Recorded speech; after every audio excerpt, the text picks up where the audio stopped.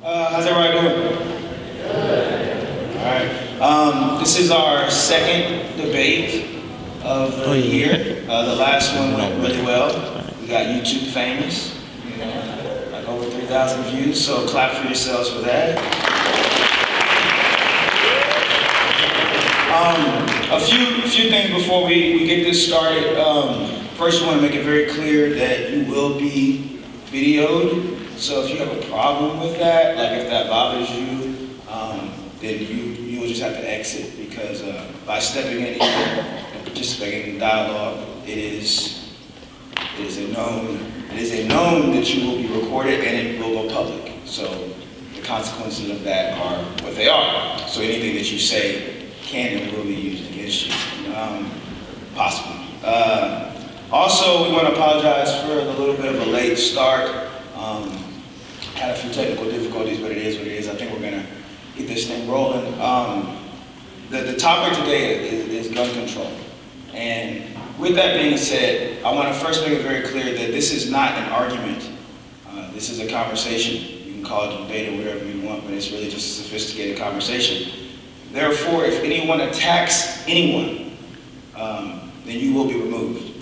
Okay, so we want to keep this civil. We understand that this can be a heated topic, much like the last one, but this is not the time or place to try to make someone look bad or get belligerent or anything of that nature. So when you speak, make sure that you speak clearly, that you speak with respect. Nobody's going to walk away from this conversation necessarily thinking different than what their opinion is. We're not trying to make you do that, but there is a way in which you can do that is meaningful, purposeful, and respectful, not only to yourself, but also to Shawnee Mission East. You guys are representing East right now. A lot of people watch these videos that don't go to East, so what you portray is what they're going to take away as what East stands for. So again, with that being said, this is your warning, so that goes to anybody. If you get belligerent, then I will have to ask you to leave. Okay? So again, the topic today is gun control, and it's one that's really timely. I mean, sadly, yesterday marked the 351st mass shooting this past year. There's been 351 mass shootings this past year, so that's more than days of the year. And it's really provoking a conversation of, do we need more gun rights? Do we need more gun control? And if so, what does that look like? What will it take to eradicate this obvious issue that we have as a nation with violence and gun violence? So to get it started, the first question that we have is, do you think that we need more gun control? And if you do, how so? And if you don't, why not? So I'm just gonna ask those questions. You raise your hand, I'll bring the mic to you, and you give your opinion. So do we need more gun control as a nation? Opinions. You're here to speak. What do you think? I'm going to call somebody out. I'll do it. I'll do it. All right, Brady. Do we need more gun control?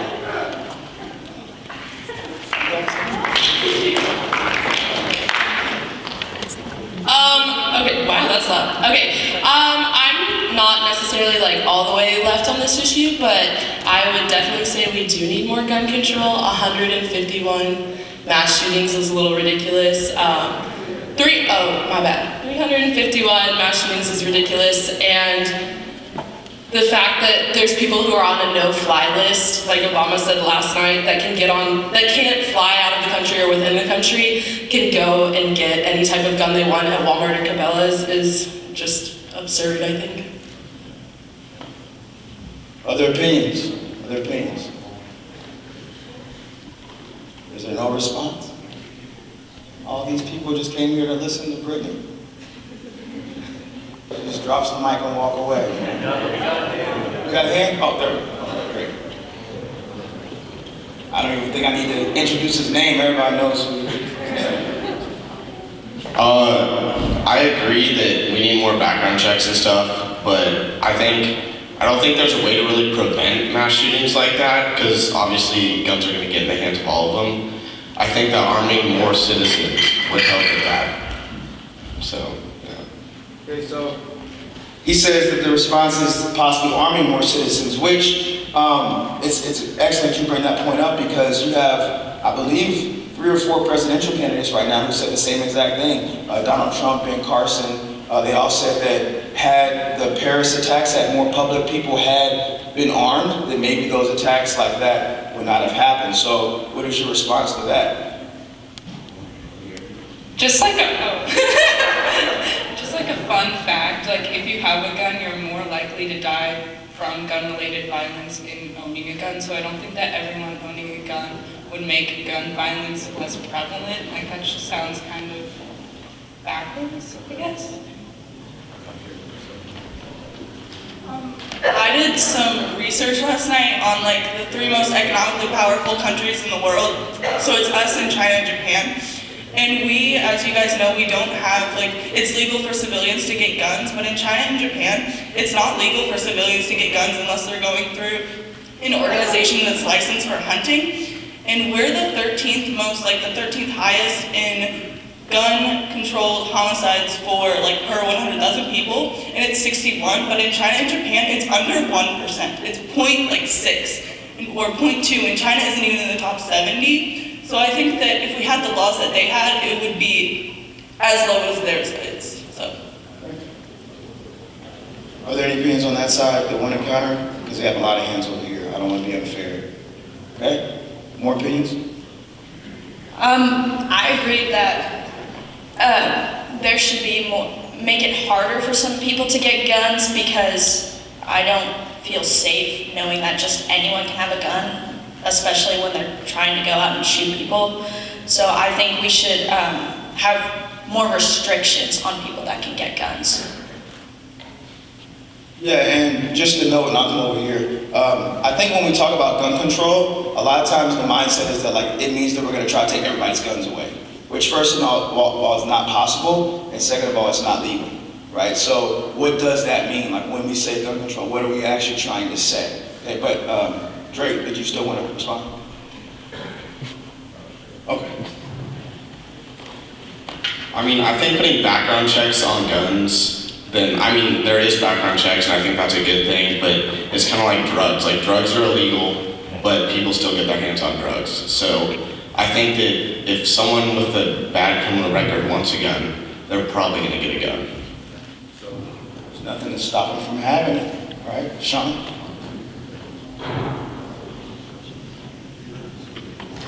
Okay, so like in 2013, the Institute of Medicine did a report, and over 1.2 million guns are used in criminal acts, and they were got through legal ways. And so it's definitely not just through like illegal systems, because if we had those tighter controls, and 5 women a day are killed by guns, and a lot of that is through domestic violence, and if we had more gun control, then there would be less women killed in America.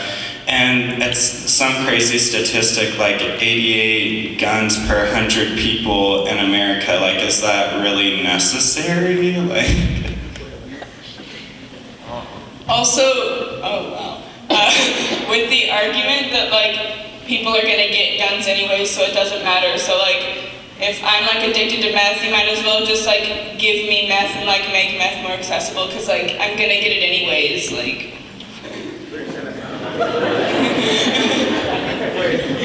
I think that's a rational argument somewhat, but like, if people are gonna break laws anyways, why do we have law? Like, I don't know, I think that it's kind of like, do we as a country want to say that we're okay with legally giving guns to people who like should not possess them?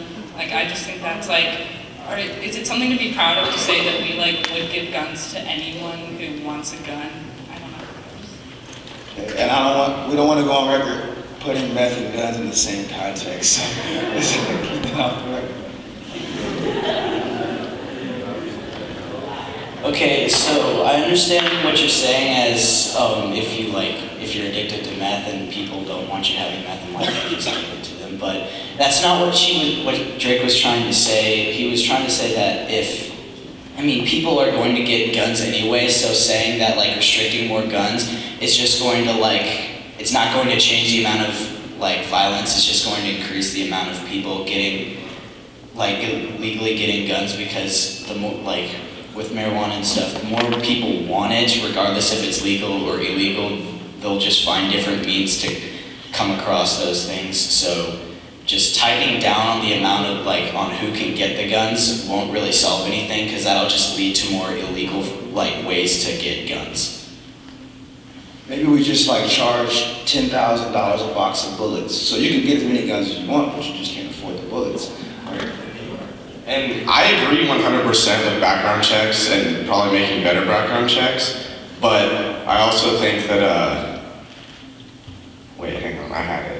It was, I think the only way to stop real gun violence is with more civilians being armed, because restricting guns probably isn't going to stop gun violence. Civilians being armed, for instance on school, there's a no gun sign. If you were going in to do something bad like that, which obviously we're not, but if you saw the no gun sign, would you be more scared of that, or if you saw a sign that said we are armed on premises? It's just something to think about, you know. And that's interesting, because I think in the year 2017, on all Kansas colleges, there's going to be a law that you're allowed to conceal and carry. So it's coming, it's changing, the gun culture is changing. I just say that if you look where some of these things are happening, a lot of them are in areas with strict gun regulations, like California, and yesterday where the shooting took place was a gun-free zone. But you don't see stuff like this happening at a movie theater or shopping mall in Texas, where people would be worried about people being armed. Yeah.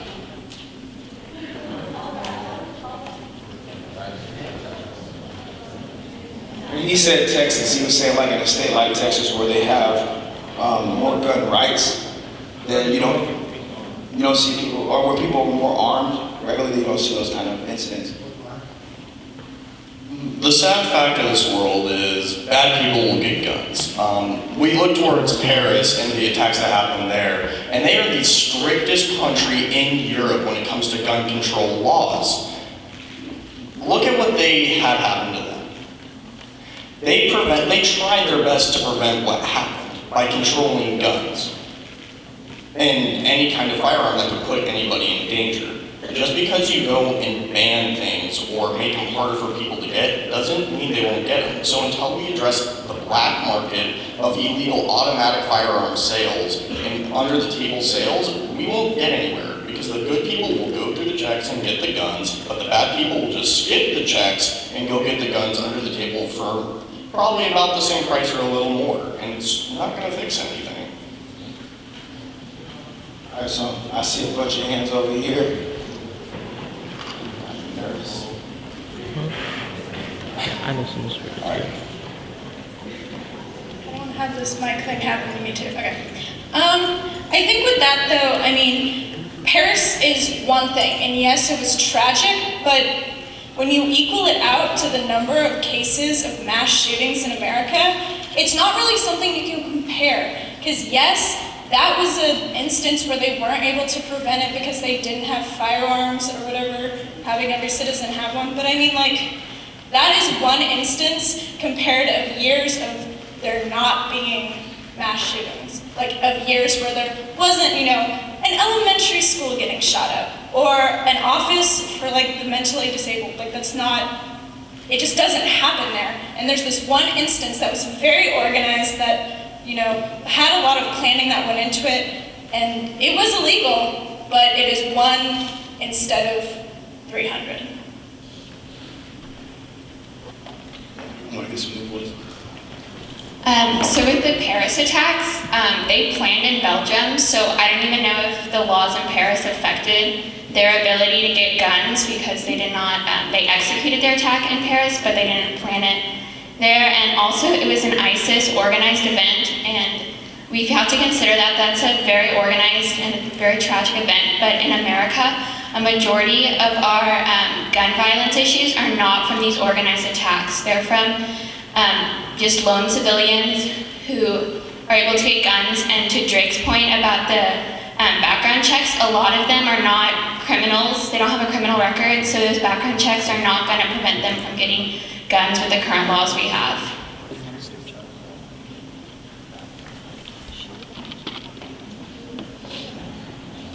So with the whole thing about guns being sold on the black market, the more we increase regulations on guns and the harder we make it to get guns on the free market, that's only going to increase the price of guns on the black market, obviously, so it'll make it harder for criminals to get guns in the first place. So the only thing that will happen is make it harder to get guns if we increase regulation. So there's no reason to not.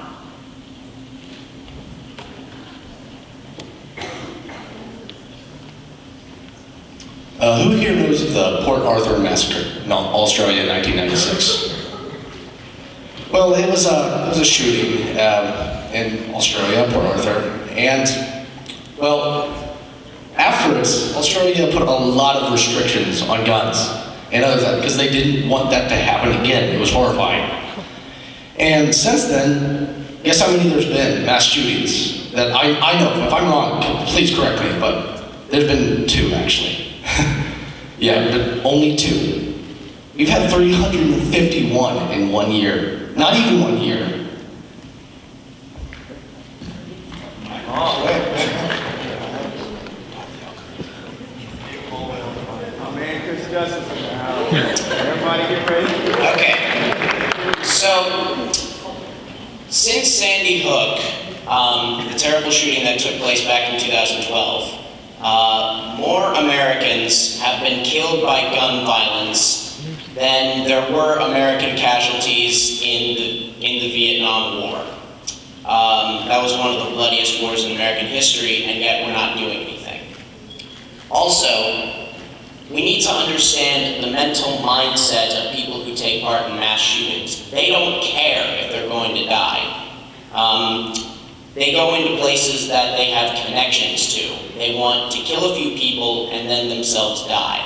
They do not think the same way that we do. They're not going to be scared off by a few guns. They just want to be famous. That's the only reason that they commit these acts.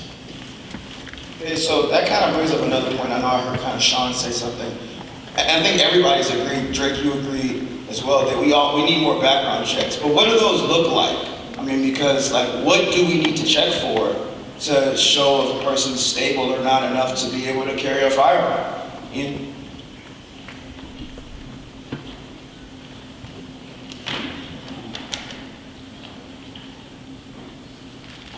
Well, I just want to point out that the like over 90% of the NRA members want federal background checks, but we don't have federal background checks. So I think that's just kind of contradictory. And they did try to pass that legislation, but Paul Ryan, I believe, blocked that. So I think that as a country, if we really want to even start to make any actions, that we need to even start with federal background checks. And I do agree with Drake, and it's kind of odd that he would say that.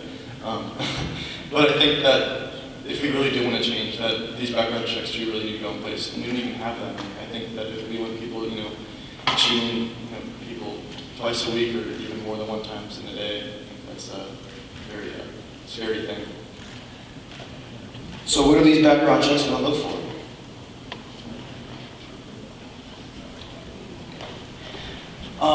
So what I was thinking about is, one thing that I thought about is people can buy guns and be totally fine at some point, and then over the course of their life with them having that gun, they could possibly go through some sort of traumatic event that changes them for the worse, which makes me think that if we are going to have background checks, we need to look for like post-traumatic stress disorder and things that might possibly affect their mood or action, extreme tendencies. So, and we should also have regular background checks to ensure that the people that bought those guns are still currently stable and aren't possibly thinking of doing something that might harm someone else with their guns, even though they might have been stable at the time.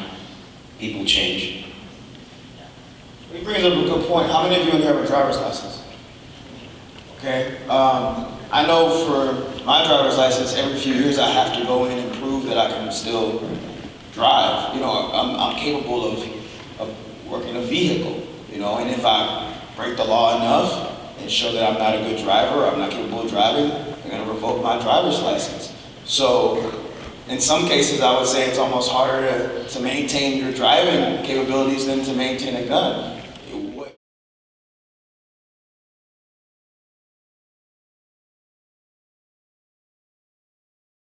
Taking away your driver's license, the thing is that with like our laws, like in our constitution says that we have the right to bear arms, and so the reason that we have that is so if the government were to say that they wanted to, take our guns away or do something drastically to the country that the citizens decided we didn't want to happen, we could fight back. So revoking maybe your license to have the gun, yes, but I don't think they would be able to take the gun away from you. Well, obviously the Constitution says that we have a right to have guns, but I don't think that that's necessarily like a smart thing to have in our Constitution. I think that instead of highlighting gun rights as a basic right of being an American citizen, it needs to be displayed as a privilege instead of a right. Like the general public needs to know that they don't just get to have a gun. They need to know that they have to pass background checks and things like that to have guns. And I think that's really So it's an earned right. Isabel? I guess I just have some confusion on how exactly adding more guns would solve anything. Like they said, like they think that the solution is to have more civilians armed. I just feel so uneasy, like knowing that they don't have like comprehensive background checks right now. The civilians that get armed, there's no guarantee that those will be civilians that will not carry out mass shootings. Every single time we see a mass shooting on the news, we see the friends and family and acquaintances of the shooter saying they were so shy, they never showed any signs that they would do that. And I don't understand how we can trust more people with guns when the people that carry out these mass shootings are not the people like that you would expect to. And I don't understand what's stopping these armed civilians that are supposed to protect us from carrying out these as well.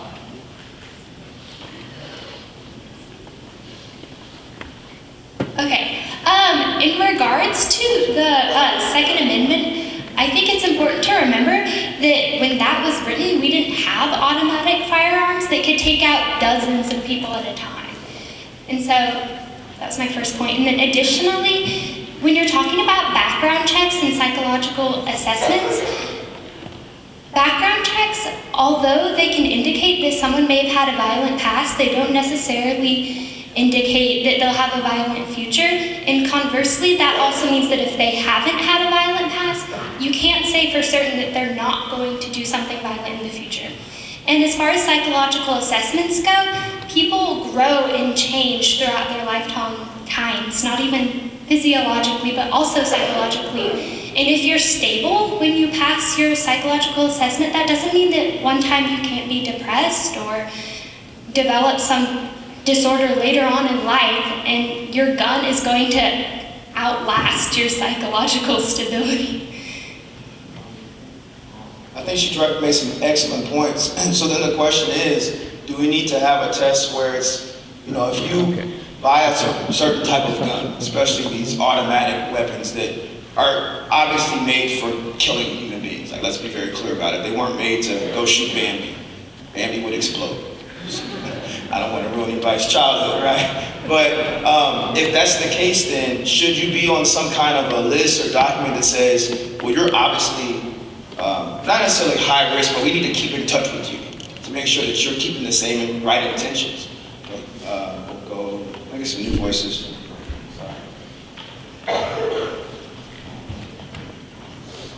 Hello.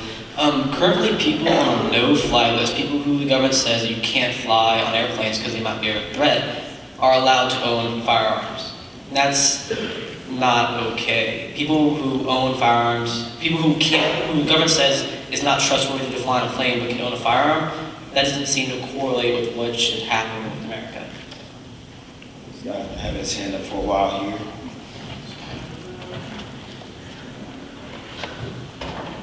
In response to Isabel's comment about the people how it's just going to be worse to make more people armed, Sean said earlier that five women get killed a day because of domestic violence and shootings? Something like that. Okay, so wouldn't it make more sense if the women were armed so they could protect themselves? Would it just turn the tables? I don't know. So, I'm still going. So, it's getting heated. It's okay. Just calm. So then, in response to your question about the civilians, so one of my friend's dads has his concealed carry, and he works next to a college campus, and he sees a college campus getting shot up, and there's not cops there yet, and he shoots the guy. I'd be 110% positive that he'd shoot the person that's killing everybody, because that's a humane thing to do, which we all know everybody in the Shawnee Mission School is humane. So, therefore, you can't say that everybody shouldn't be the person to not have like their concealed to carry. If you do,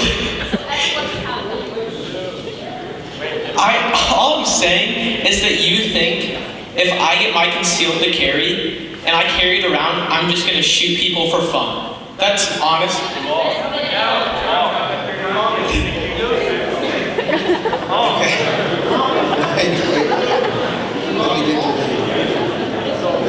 Alright, now, I think it's only fair that since he addressed Sean, that Sean is able to respond. Okay? Yes, if guns were used for defense all the time, sure, it'd be great to have us all running around with guns. Great idea. But if, for example, of the 84 million property invasions that went on between 2008 and 2011, only 0.12% of the people whose houses were robbed used guns for self-defense. That is such a small percentage. They are, like, we do not all need guns. That's a little crazy. And if you think about it, in our current background checks, there's a loop where that if you're not engaged in the business, you are able to get guns without a license, and that's why there's those huge gun sales where people can get guns really easily, and I think we definitely need some revisions on our current laws. And if you think about it, again, addressing the amendment, we had gun control things going on before our amendment was ratified. In Boston, they weren't allowed to have guns in the houses, things like that. And if it was happening before the Constitution was ratified, that's why there's loose Constitution, so we can go from that and grow from that. And create laws that are safer now and like have nice, good psychological background checks. Okay, I'm gonna come over here and then I'll come back. We got time.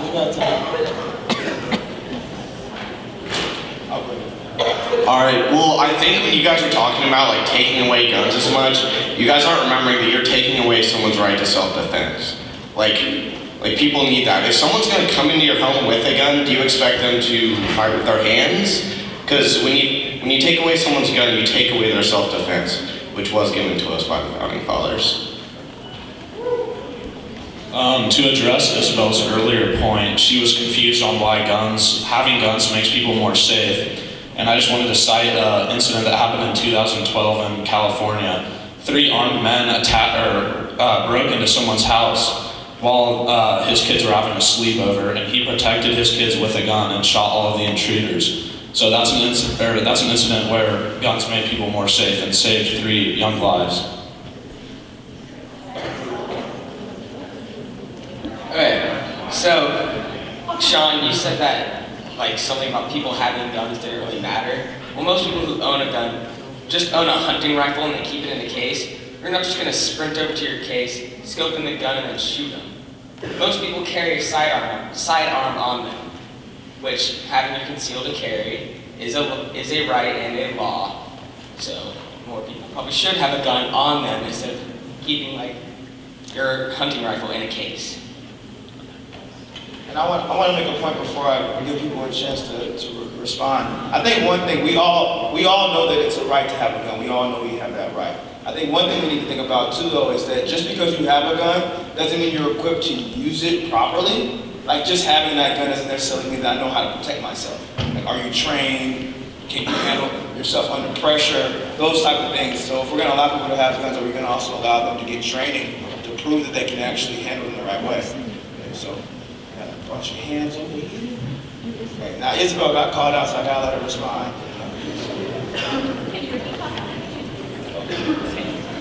Okay, so like I understand what you're saying about that isolated instance where armed civilians have helped, but if that were true, I think there really wouldn't be any mass shootings. And like you said, like, okay, maybe it would help some instances, but the only way that that like rhetoric is true is if every single civilian is armed, including the ones that carry out the mass shootings. I don't think you understand that at all. There aren't enough people, and there's no guarantee that these good guys with guns will be in the situations. Like, I don't think anyone that like had a concealed carry would have taken it into the facility where there was a shooting yesterday. There's no guarantee that they would have, so it still wouldn't solve for these mass shootings that are happening, and I think that's what you don't understand.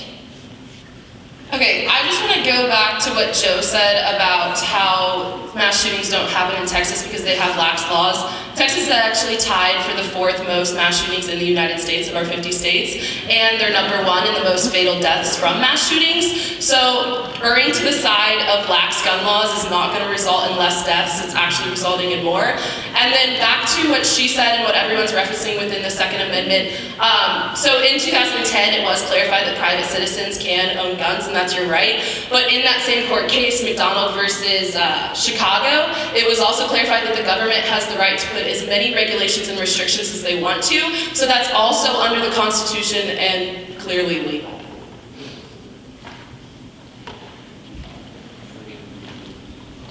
I also think it's kind of an interesting point that this debate right here kind of seems like gender separated in general if you look at it.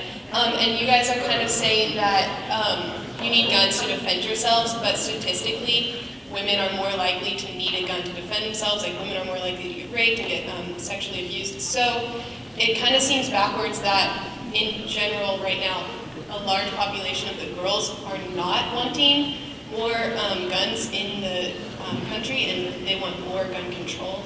So I just think that'd be. Rob. Alright, I just kind of feel like we're losing sight of what the actual argument is here. Gun control does not mean taking away guns. Like, there's a gun in my home, my family hunts, that's our right to do so, and no one's trying to take that away. But if you're a law-abiding citizen who feels like you want to own a gun and that's your right to do it, why can't you wait a couple weeks for a mental health background check? That would save thousands of lives. And right now in this country, if you're a felon and you got committed of murder, like you got convicted of murder and you're a felon, you can go and legally buy a gun through a gun show. You can't legally own it, but you can buy a gun through a gun show loophole at a gun show from a private seller, and if they're selling it from their private collection, you can legally buy it from them with no background check, no waiting period. So I just don't see why that would affect a legal law-abiding citizen's right to own a gun.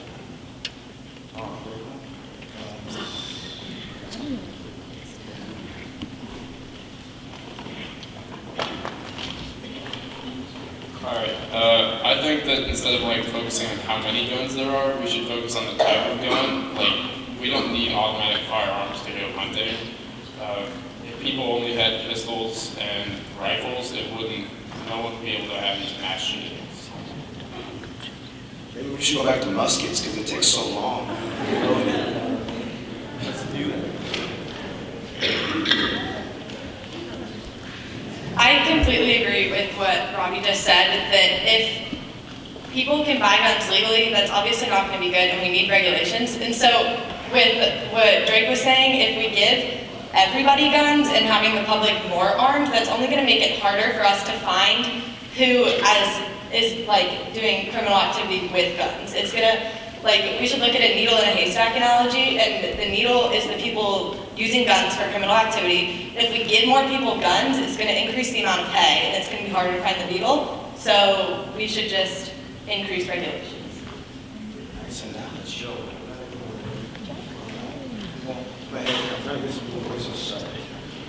Good.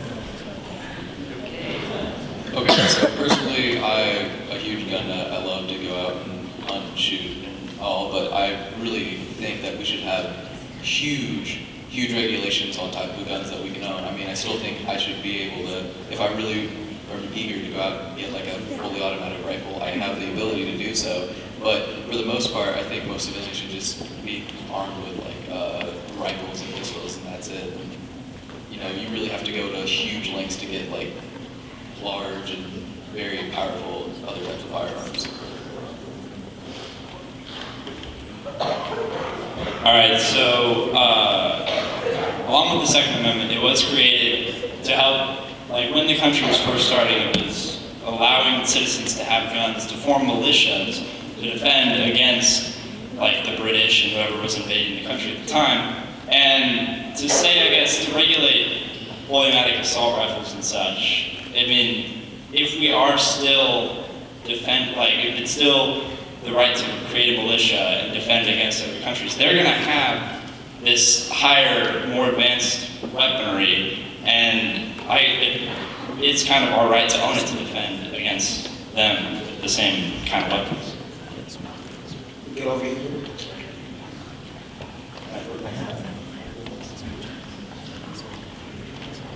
I'm gonna go here and then I'll come back.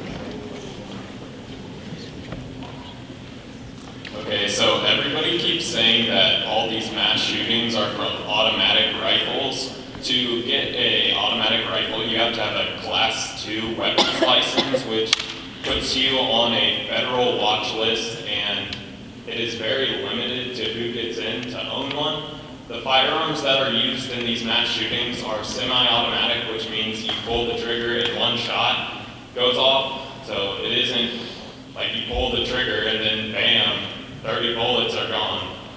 So I think that there should be more regulations, but the fact that in 1992, gun ownership rose and crime rates dropped. So with more people, it can have a better,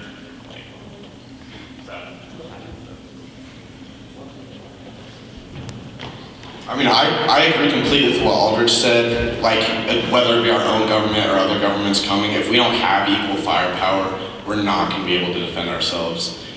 And then also with what Isabel was saying, she was talking about ways to solve mass shootings. I really don't think there's a way to solve them. There's a way to prevent them. And the way to prevent them as they happen is with civilians having other guns. I think restricted guns, they're still going to get the guns and they're still going to do the mass shootings. It's whether civilians are prepared for them or whether they're not.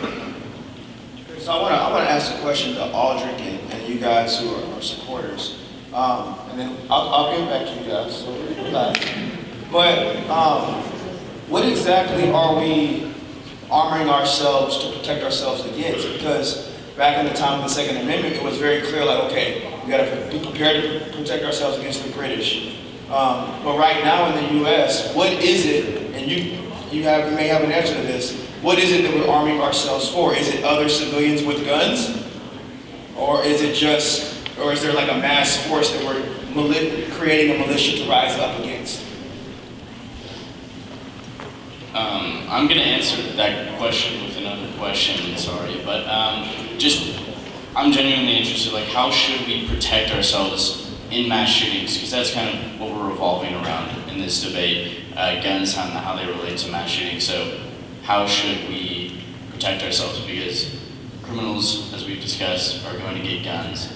Mass shootings will happen. And if they continue to happen as much, we just need to know how to protect ourselves in them.